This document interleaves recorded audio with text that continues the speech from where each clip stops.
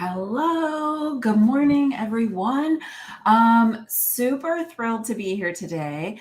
Today, we're going to talk about the difference between online education and multidimensional learning. So, yeah, like to kick things off, I'm going to show you some demonstrations of what things look like so you can see the two. I'm going to talk about a little bit about the industry and why online courses are the way they are, and just talk about multidimensional learning and how it's really changing the way that businesses are providing education to their clients and doing business just in the world in general.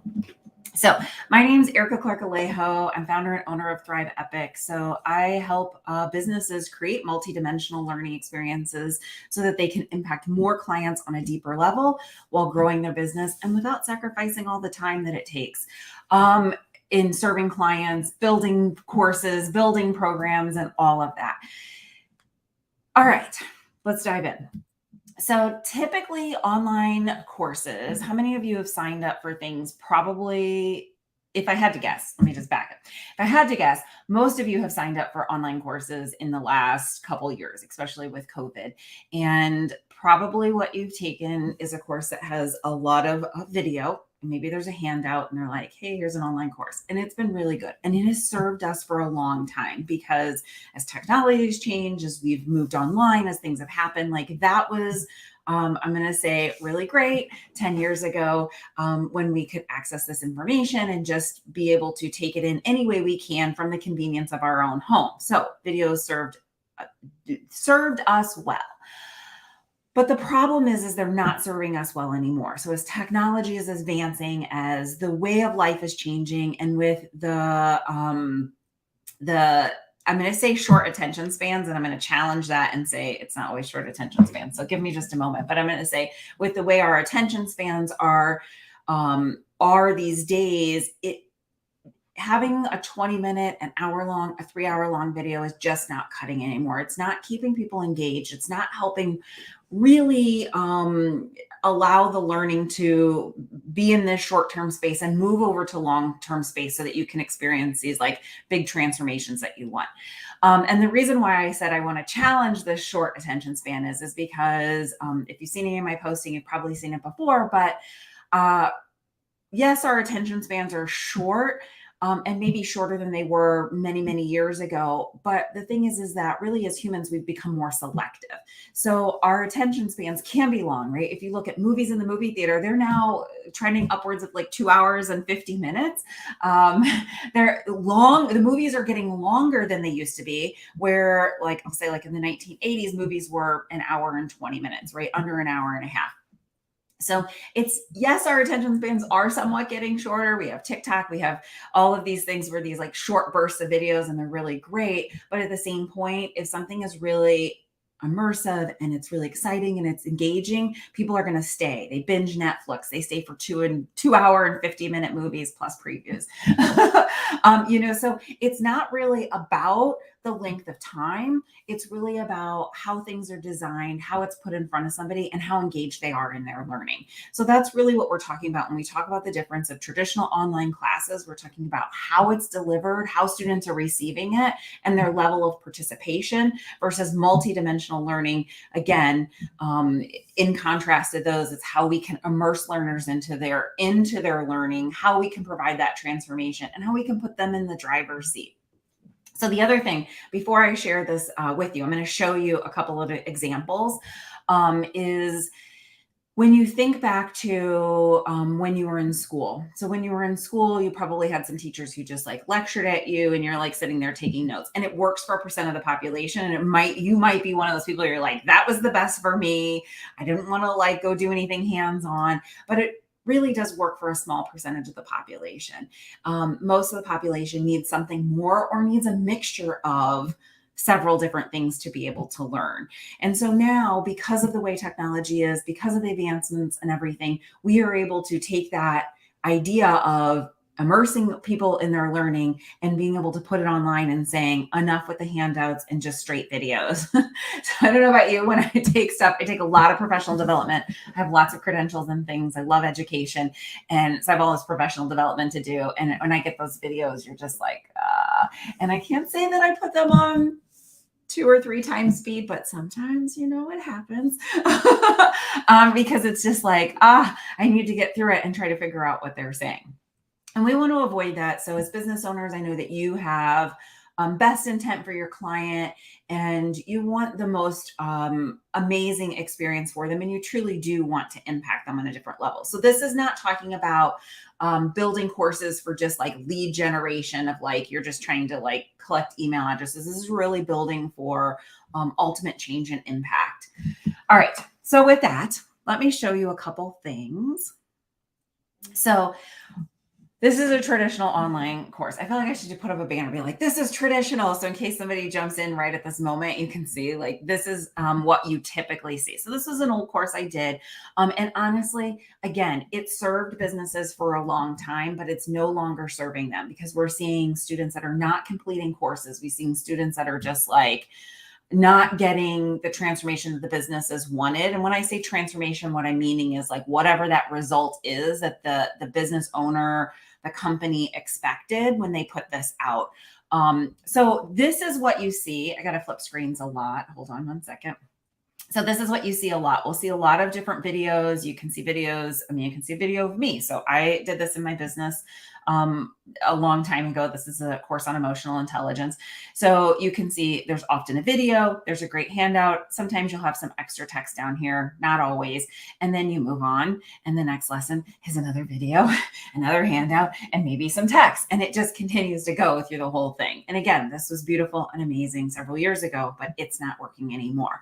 So now what I want to do is I want to flip, and you got to give me just a second. And I want to show you a little bit of what multidimensional learning looks like.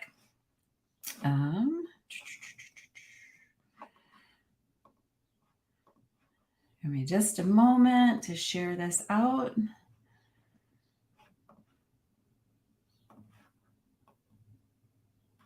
Oh, wrong one. And speaking of tech, right? This one.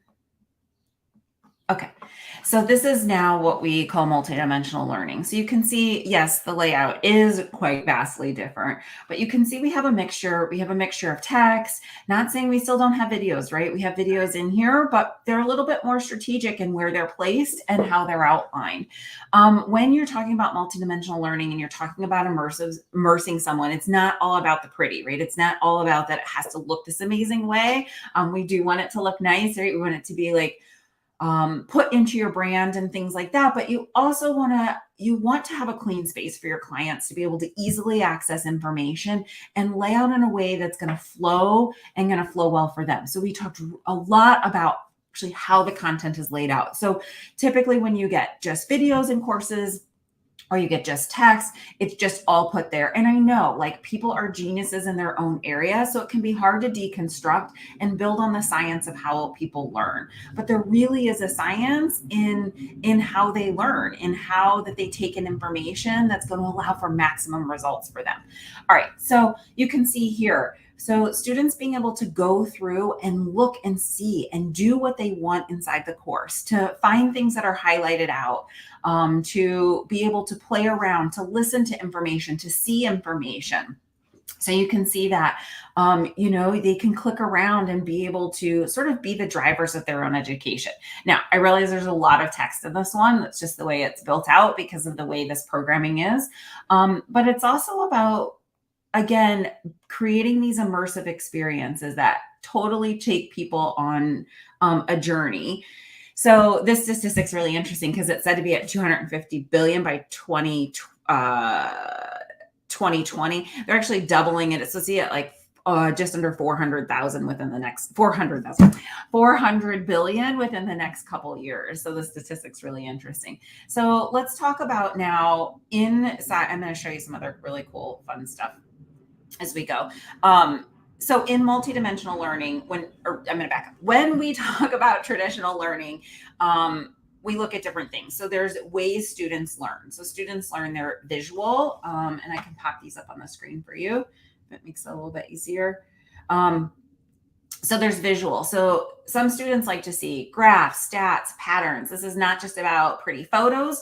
That's not what it is, but it's about how do you enhance your learning through adding some of this stuff. traditional online courses, we see it a lot of times done through PowerPoint slides. But there's other ways to be able to incorporate this. So think about that when you're designing and when you're wanting your programming designed as well.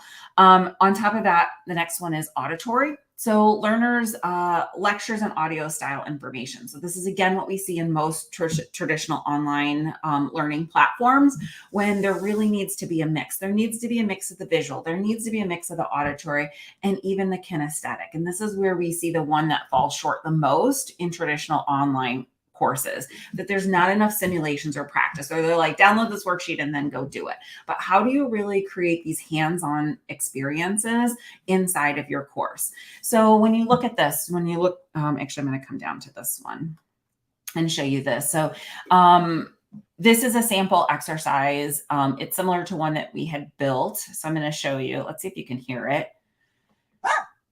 Meow. This might be basic for some businesses. You might be like, what? But it says, what's the first and middle last sound you had? So we can actually drag things in here to say, hey, is this right? Meow. Okay, so we listen and try it again. So we're going to try again and drop some things in here. So you can see that you're able to manipulate and be a part of your learning. So for the learner, it's an amazing experience because they get trial and error. So based on Kolb's learning cycle, I'm not going to go into the science of things, even though I geek out on it, but you have to be able to apply your learning so then you can take it into the real world. So how are your students in your programmings, and as you're getting ready to build out courses and programs, how are they able to take this and practice with it besides just filling it on a worksheet? How are they able to get real-time feedback to know what's going on inside of their program? So you can see here, this one, right? Maybe there's a question and there's some different options, and able to give them the idea of why they maybe got that answer, what the correct answer is, and what's going on with these questions. So this is really important for this kinesthetic approach to learning. I'm not going to go through all these other ones. I'm more than happy if you are interested in this. I'm going to show you this one because it's actually kind of fun too. So being able to deliver information when you want to deliver it, right? So this is all part, some of this is part of the kinesthetic, some part is visual. We do have some auditory stuff, as you just heard in this last one, in it. And then there's also the reading and writing component, right? Some people learn a lot by reading and writing, and it's okay to still have worksheets. It's okay to still have those things, but we're talking about taking your content to the next level. And so this is what the real difference is. I'm going to stop screen sharing. This is what the real difference is when we look at online education versus multidimensional learning. So we look at how is it that you can take your learner into the experience for maximum results. And what we're seeing is that when you can start building multidimensional learning experiences that integrate with your whole brand, and that's what we're big on here. It's like programming is not a one-off thing. It is part of your bigger brand. You can start seeing the results. You can start seeing things like business growth. You can start seeing things like brand recognition. You can start seeing things like your clients having higher retention rates in your programming and beyond. So that's the power. This is the difference between online courses and multidimensional learning. I encourage you, each of you, to think about your programming in a very, very different way. We build these for our clients. If you want to learn more, you can head to thriveepic.com.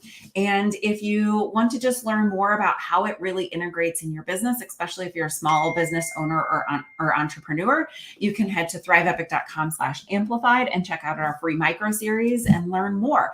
Any questions, reach out, drop comments. I'd love to chat about it. Curious what your biggest takeaways were. And let's just engage in some dialogue around this topic and raise the bar in helping serve clients on really a deeper level and making a bigger impact in the world.